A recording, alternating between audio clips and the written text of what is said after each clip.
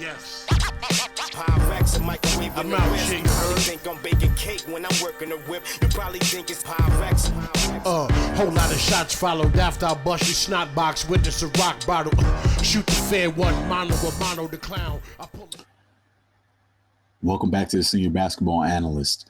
As usual, it's the fourth stringer here, and today we're going to break down the play of James Harden.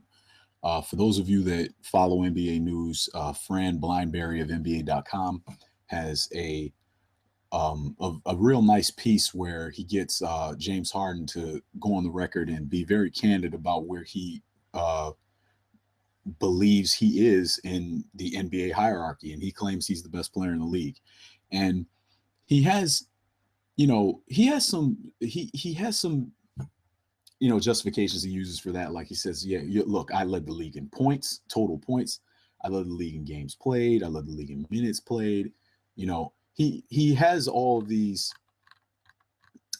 He has all of these statistical points that he makes and saying he's great. And he also makes a point of giving his fellow NBA stars credit. Regarding Steph Curry, he says, look, there's so many factors. I led the league in total points scored, minutes played. Like I said, I'm not taking anything away from Steph, but I felt I deserved to be the most valuable player. That stays with me.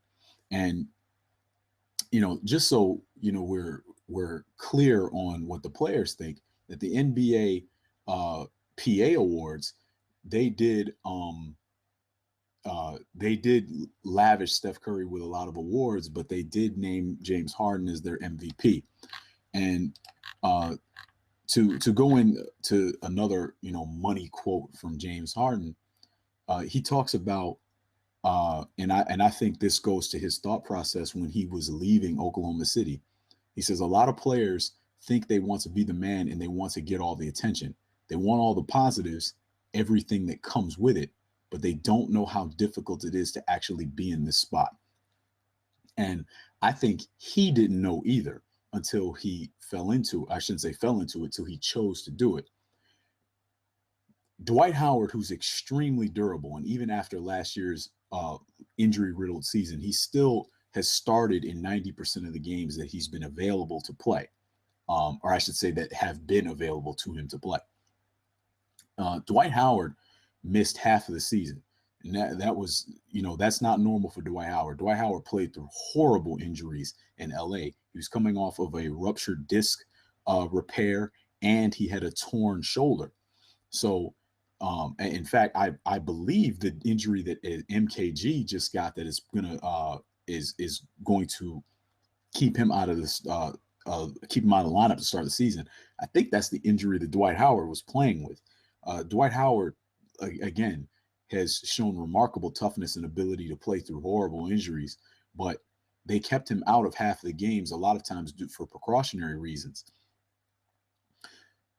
Not only that, Patrick Beverley missed a lot of time.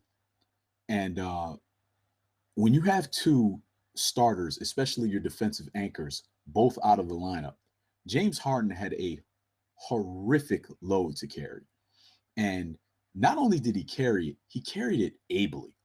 And the statistics really, to me, don't tell the story. His statistics are straight up out of this world. And frankly, Steph Curry's stats don't really compare to his. They don't compare. And I think the MVP award, James Harden has a really good point, because it's just like in the Jordan era, we could kind of do LeBron's the MVP every year. We could kind of say that. But the reason Steph Curry, the line of thinking behind Steph Curry being MVP is he's the best player on the best team. Except I don't know about that either. The Rockets came in second place in the West. And see, you can't do your whole, you can't do the standard line where you say the East, well, it's the East, who cares? This is the Western Conference. They came in second when no one picked them to be that high. And he's right about that. The experts did not have them pick that high. And then with all the injuries, there's no way they should have done that unless James Harden is a lot better than you think he is. James Harden changed my mind about him as a player last season. And I was very high on him anyway. But James Harden does have a point. he can say he's the best player in the league. And we're going to go through a few clips from him and show what makes him so great and what makes him unique. Not just a great player, but he's a very unique player, not just currently, but in the history of the NBA. So we're going to go to a couple of things. We're going to show a couple of highlights of James Harden. The first thing we're going to show is we're going to show the Harden step back. This is a signature move, and we're going to show James Harden working on Klay Thompson a lot because, one, these were very important games. This was a series that the Houston Rockets were eliminated in the Western Conference Finals, but also Klay Thompson is a good defender. So we're going to show a lot of Klay Thompson. This isn't to pick on Klay Thompson. This is because Klay Thompson is one of the best shooting guards in the league, especially defensively. So let's go to the footage. Here we have James Harden in a triple threat position, and he's sizing up Klay Thompson. Let's roll it.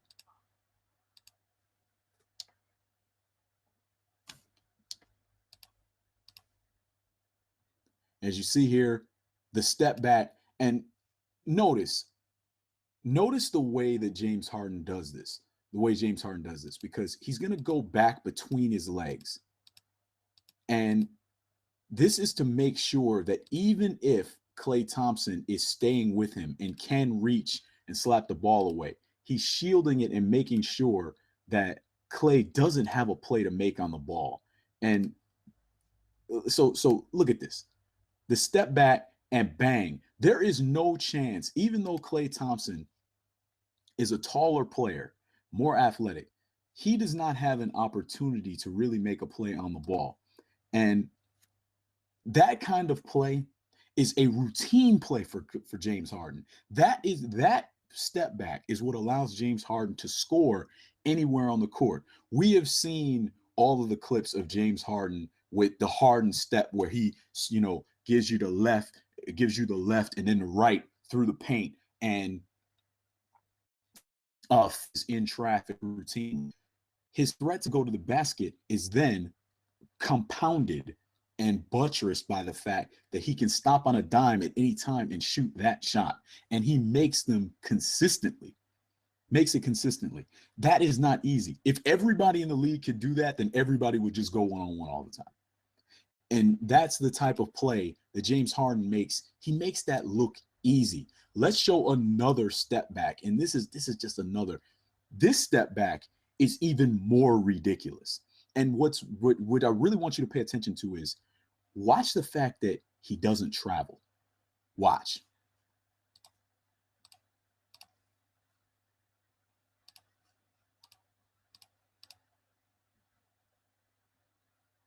You see that?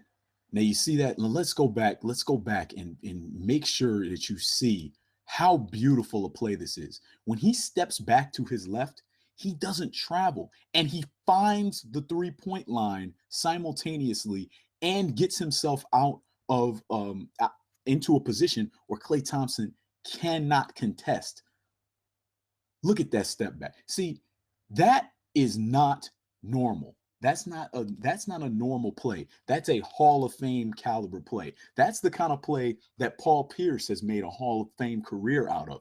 Being able to shoot step back jump shots without walking and find the three-point line. That kind of play that's why James Harden is a 27-point per game player. That's the reason.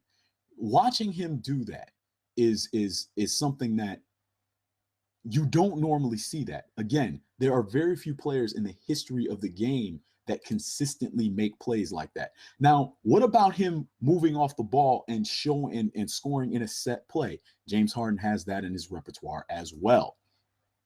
So this particular play is he's going to come off of a handoff and then screen. And Jason Terry, to his credit, sets a nice screen. Harrison Barnes kind of walks into it. It's not very good defense by Harrison Barnes. But then James Harden's going to put the gas on, and he's going to cut through the entire defense. So let's walk through that.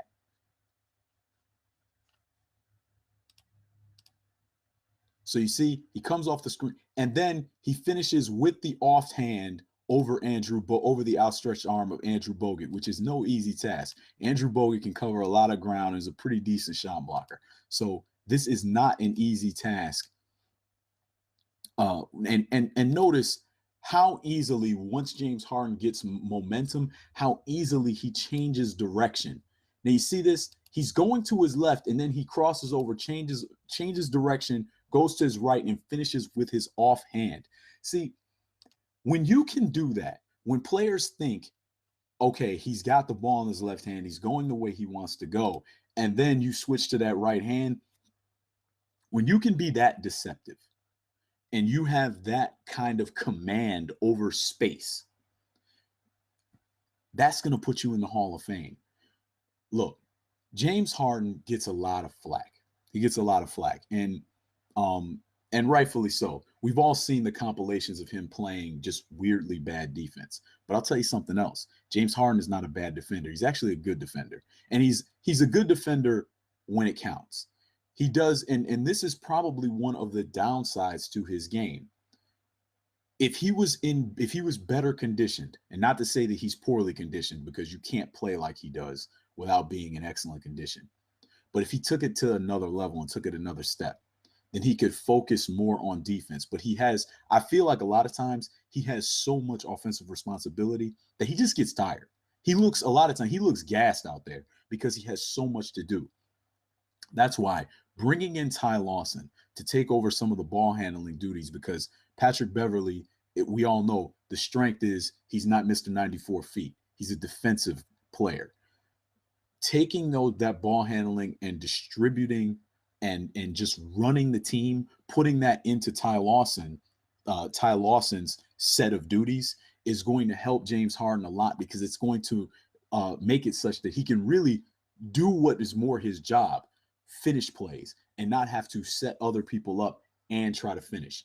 So that is going to be very important and it's going to help his defense as well, because we all don't forget, James Harden started out in Oklahoma City as a defender.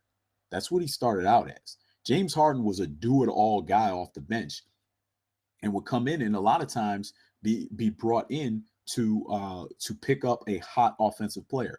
We know James Harden can defend. Now, I want to take a look at Klay Thompson's game logs as well during the Western Conference Finals. I want to look at this, and this is the reason. And again, we're not picking on Klay Thompson. We know Klay Thompson is a very good player. That's why we're looking at him, though. During the Western Conference Finals, Klay Thompson shot 42% from the field, as you see, 17.8 points per game. These are well below his averages. Klay Thompson is a much more efficient player, and where you really see the drop-off is he was held to 34% three-point shooting. We know Klay Thompson is a great three-point shooter. And for James Harden to hold him to these averages while doing this, because everybody always wants to point to, games where James Harden laid an egg, especially the final game, the 14 points and 12 turnovers. But James Harden had a fantastic, transcendent series. 28.4 points, 7.8 rebounds, 6.4 assists, 2.4 steals. And keep in mind, he did this all shooting 47%, 42% from the arc. James Harden had a fantastic series. Look, you don't play perfectly all the time. You can't be great every second of every day. The other guys are pros too. The other guys are great too. But this is just a highlight. James Harden beat Klay Thompson up pretty badly in the Western Conference Finals. Now, it all goes for naught, and people don't talk about it because they lost the series. But when we're talking about James Harden as a player and isolating him, James Harden upped his averages, his already obscene averages, upped his averages in the Western Conference Finals, getting 28 a game on who is a very good defender, and a lot of times being guarded by Andre Iguodala as well, who is one of the best defenders in the world. We know that because his defense got him MVP of the finals. He also shot 47% from the field. That's a very good percentage, especially at his usage rate. He was taking 18 field goals a game in that series. field goal attempts per game. We also know that he held Klay Thompson below his averages. He averaged 11 more points per game than Klay Thompson in that series. This is this is one of the best shooting guards in the league, Klay Thompson, playing on one of the best teams. And James Harden ate him alive while doing all the other things, while rebounding like a madman, while handing out 6 assists, 2.4 steals a game too. He's creating turnovers and he's holding his man to low percentages. James Harden is a great, great player. And I'm going to tell you like this. There's only one player in the league. There's really only one player in the league that is this consistently effective. And that's LeBron James. Even Russell Westbrook. James Harden really only has one peer in the NBA. And that's LeBron. He did not have another peer last year. And that's LeBron. So when you consider the fact that the other players rated him MVP, when you consider the fact that his statistical output, when you consider the fact that when he went to the playoffs, he dominated. He didn't just play okay, he dominated. Yeah, I know he had a couple of bad games, but overall, look, in this case, the stats don't lie. This guy is taking all the shots. He's shooting a high percentage. He's assisting his teammates. He's playing good defense. The man did it all. So you can understand, and I personally understand as a basketball fan, and after watching him in some of those games, man, were amazing. The near triple doubles, 45 points, 9 rebounds, 5 assists in one game, 38, 10, and 9, 28, 11, and 9. Watching him do all of that, watching him do these things, again, against the Golden State Warriors, watching him do that, and knowing all these things about James Harden on top of that, I can very easily see why he's the best. We'll say he's the best player in the league. He should believe that. He earned it. And you know what? It looks like he plans to keep earning it, because that's the kind of talk that people do when they want to show you something else. So I'm very excited about James Harden going forward, and I'm very excited to see what he's going to bring us this year, because, and you know what else? He probably understands what I understand. He's going to have a healthy Dwight Howard this year. He's going to have Ty Lawson at the point, which is an upgrade from Patrick Beverley, who's going to be coming off the bench still for this team. So this is the best point guard rotation in basketball, easily. And also he's going to and also he feels like that he's more focused this year, and he's going to be able to focus on the things that he needs to be doing, as opposed to doing the things that, as opposed to making up for injuries all the time and things like that. So James Harden, best player in the NBA. I believe LeBron is the best player in the NBA, but who had the best season last year? Who played all the games? Who got all the numbers? Who took a team that nobody really thought would be at the top of the West and dragged them to the top of the West? Oh yeah, James Harden had the best season last year, and he really deserved to be MVP. He did. The people that vote on the MVP, the writers and that committee of people they have that votes on the MVP, they got it wrong. James Harden was the MVP. He was the best player in the world last year, and the best season. And James Harden is right. So that's my thoughts on James Harden. Please do, if you haven't read it yet, because I like to give credit to the source material. If you haven't read it, go check out Fran Blindberry's piece on James Harden. It's on NBA.com. Easy to get to. Search his name, search NBA.com. You do either one. Read the piece and read James Harden's full thoughts. But like I said, I agree with him, and I can't wait to see what he does this year. And you know what? The Rockets have a very good chance of winning the title. So if you like this video, hit that thumbs up. As always, check us out on Twitter, SBA 4th String, and hashtag SBA4. And yeah, and you know what? Go on Facebook, like us there as well. See you at basketballanalyst.com. Where was I? And you know that. Oh yes, Sean Carter is nice, but Sean Price is the best. Sean gone, no Sean Dawn. Sean is a dawn I don't.